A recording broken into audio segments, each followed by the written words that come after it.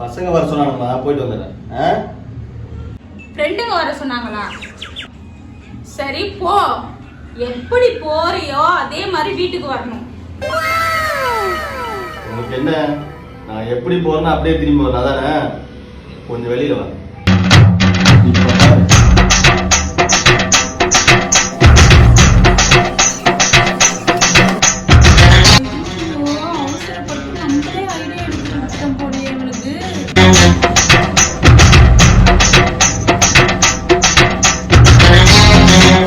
போதுமா?